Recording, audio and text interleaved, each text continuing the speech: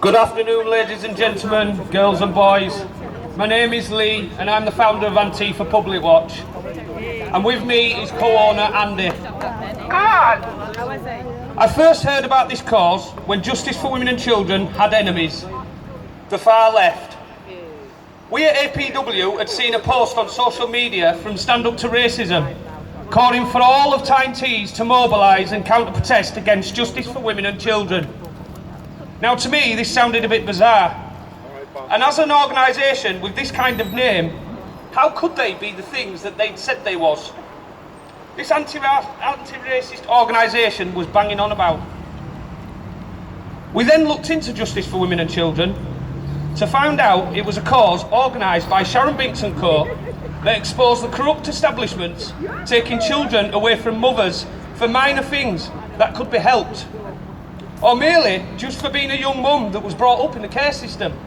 Wow! Instead of even reaching out to their wider families of the young mum, the social teams were just taking the young babies and putting them into the care system, then on for a permanent adoption.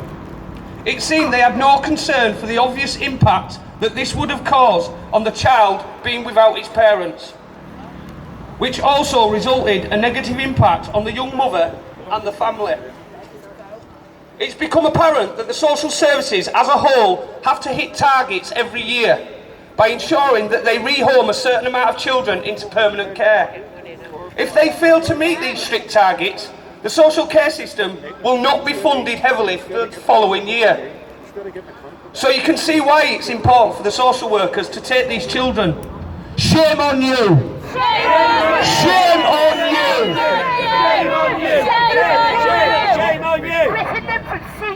What was also happening whilst this child was taken into the care system was child abuse, neglect, bullying, and in some cases death with no explanation. Shame on you! This has gone on for decades without any sort of exposure. And even when the people start to get their heads in gear and shout out about this child abuse, the government's minions, like Stand Up to Racism, Unite Against Fascism, Socialist Workers, RMT Union, and in one case I witnessed, Katie Rizal from the BBC Newsnight came along to film a protest that I mentioned earlier in the hope of smearing the cause as a far-right racist organisation. The government's minions won't shut the public down on this anymore. Keep fighting, keep coming forward, and keep speaking out. Thank you for listening.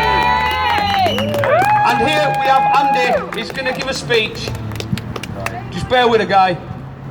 You're listening to all the victims, people. They're all coming out to one place. They're all announced.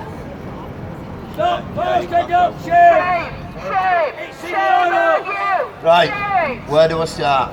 I was first introduced to the care system at the age of 4. I was put into a children's home in Scarborough called May Lodge. The reason being, my father was locked up for rape.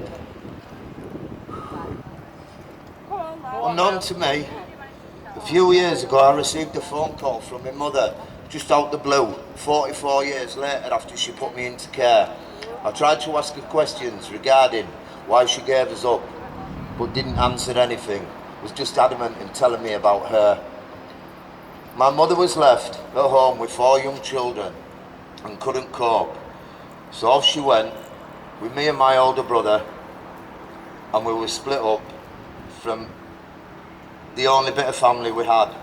Unknown to us, she told the children's home she needed a rest and couldn't come and would come back for us. Well, this didn't happen. My abuse lasted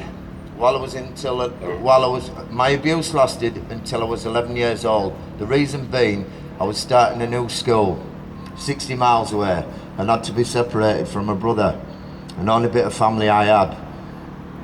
I remember the night as if it was yesterday. I was told I was starting a new school tomorrow and leaving at 9 o'clock the next day.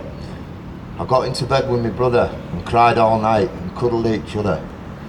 After that night, we were 2 confused kids who had no idea of what was happening and why. So here I was. I think I missed a page out. Maybe not. Don't worry, Andy, you do fantastic. Brilliant. So here I was at an old boys school called Inglenthorpe Hall in Wetherby. I was told the reason I was sent there was because I was naughty and because of my bad temper. I am at Mr. Pedro. Mr. Pedro. I am at 2 minutes. Don't worry, it's fantastic. Take your time, mate, no Understanding problem. everything you say, honest to God. So here I was at an old boys school called Inglenthorpe Hall in Wetherby. I was told the reason I was sent there was because I was naughty and because I had a bad temper.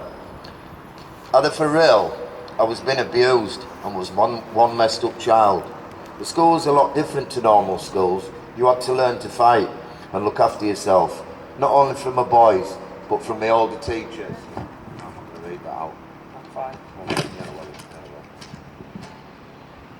Oh no, that's right, we're doing that. Right.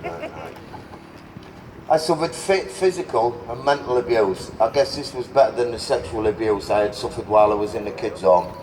About the age of 11, I was to have foster parents. I was introduced to my foster parents for the first time in my life. I started to trust someone. How wrong was I? Not long after being fostered, the abuse started. There are people, social services vetted, and I was supposed to be trusted to care for children like me. How wrong was I? The vile fifth piece of shit was sexually abusing me. The abuse at school continued every day. In fact, continued until I left. But this was better than the abuse from my so-called foster parents. My abuse carried on until at the age of 15, and I decided enough was enough. So I robbed his bank card and took his motorbike, and off I went.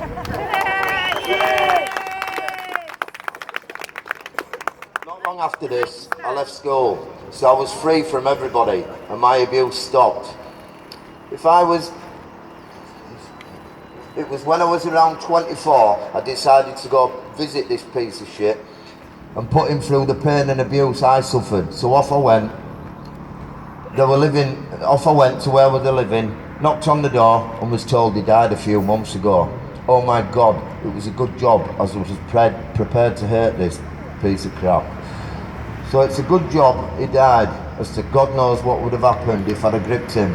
I know I wouldn't have been able to stop myself killing this pathetic excuse of a man. So I began to try and get on with my life and forget my past until 2 years ago when I plucked the courage up to report my abuse I had suffered as a child. So I did this, and it's the best thing that I've done.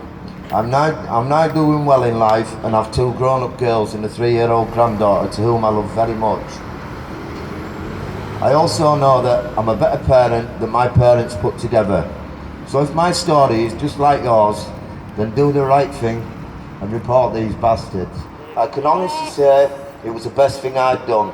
P.S. I've recently found out 2 members of staff from the children's home have been sentenced to prison. One, Raymond Varsi, 72, was given 17 years.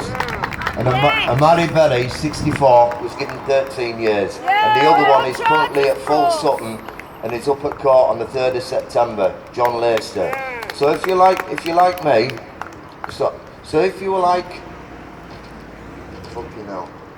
like me, feeling ashamed and worthless and didn't want to come forward for various reasons, like being a man, and men do, don't let these bastards win. I would like to thank Sharon Binks, Justice for Women and Children, for letting me do this speech.